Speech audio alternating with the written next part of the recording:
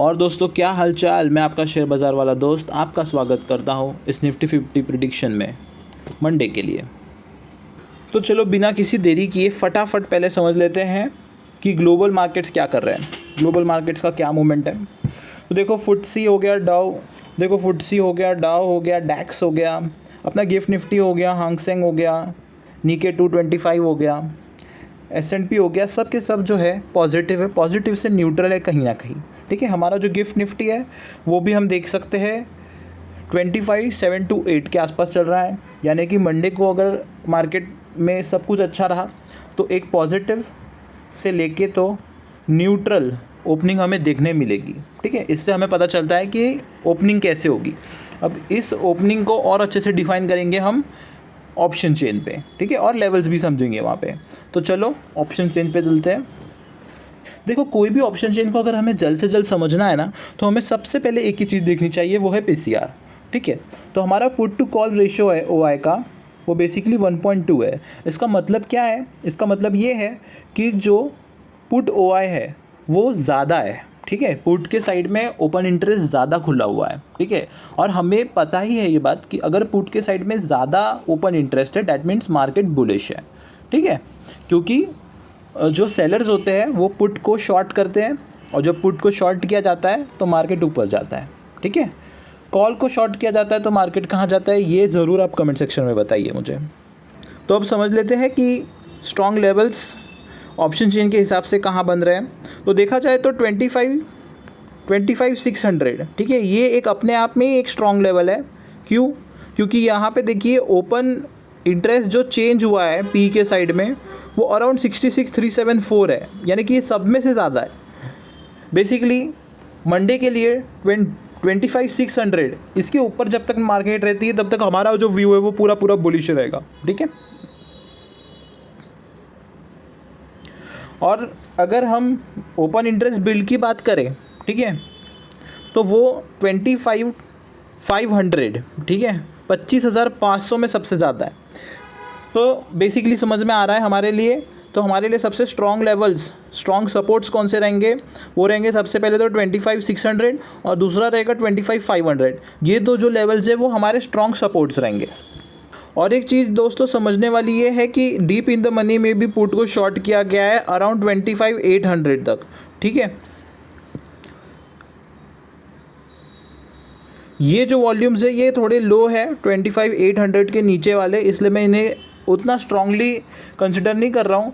But 25,800 तक कहीं ना कहीं दिख रहा है कि ऊपर की तरफ में रेजिस्टेंस है। ठीक है, तो हमारे लिए और एक लेवल इंपॉर्टेंट हो गया। बेसिकली हमारे सपोर्ट्स के लेवल ये हो गए 25,500, 25,600, रेजिस्टेंस के लेवल हो जाएंगे 25,800। ठीक है, अब कॉल साइड में भी देख लेते हैं। कॉल साइड में हमें देखने को मिल रहा है सबसे पहले डीप इन द मनी में अच्छी खासी शॉर्ट कवरिंग हुई है। इसका मतलब है कि हमारे जो ये लेवल्स है 25,500 से लेकर 25,600 ये एक स्ट्रॉन्ग लेवल्स है।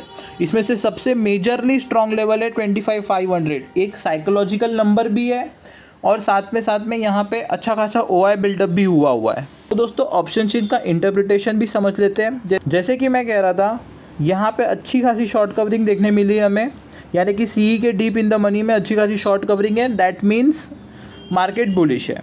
ठीक है, और ये पूरे पी के एरिया में हमें बढ़िया शॉर्ट बिल्डअप देखने को मिले है। सबसे बढ़िया शॉर्ट बिल्डअप हुआ है 25,600 के पास में, जिसका मतलब है 25,600 एक कॉशियस लेवल है, एक सपोर्ट का लेवल है। इसके ऊपर जब तक मार्केट रहेगी तब तक हम बुलिश ही रहेंगे।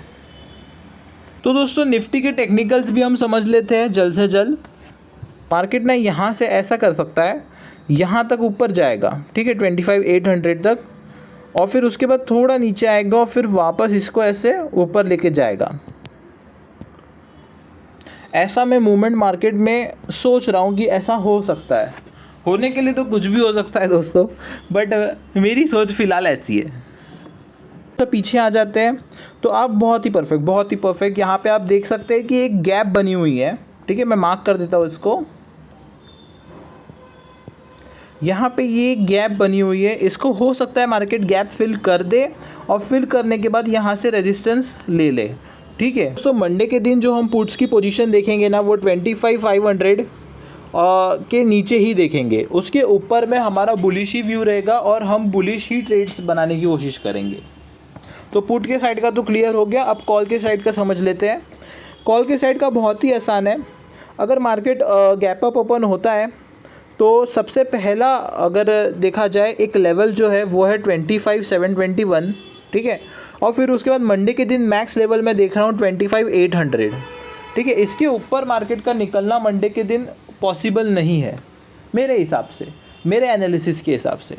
जानेंगे तो मार्केट कहीं भी जा सकता है, 26,000 चला जाए कोई दिक्कत नहीं है, पर मैं अगर कॉल की ट्रेड लूँगा तो वो कहीं ना कहीं 25,800 तक की ही लूँगा, वहाँ पे एग्ज़िट कर दूँगा, ठीक है। एग्जाम्पल के तौर पे अगर बता दूँ कि कैसे ट्रेड्स बन सकती है मंडे के दिन, तो अगर मार्केट गैप अप ओपन होता है, ठीक है, अराउंड 25,700 के आसपास में, तो फिर मार्केट को थोड़ा देखना 15 मिनट की कैंडल कैसे परफॉर्म कर रही है, कैसे बन रही है। अगर कैंडल बहुत ही बढ़िया बुलिश एंगल्फिंग या फिर कोई पावरफुल बुलिश कैंडल बनती है तो उसके हाईएस्ट पॉइंट टूटने पर हम एक ट्रेड ले सकते हैं और 20 पॉइंट का 20 से 30 पॉइंट का हम एक एसएल रख सकते हैं और 25,800 तक के लेवल्स अचीव हो सकते हैं। एक बात का ज़रूर ध्यान रखिए, ज़ीरो ट्रेड यानी कि no trade is also considered, no trade is also considered a profit, ठीक है।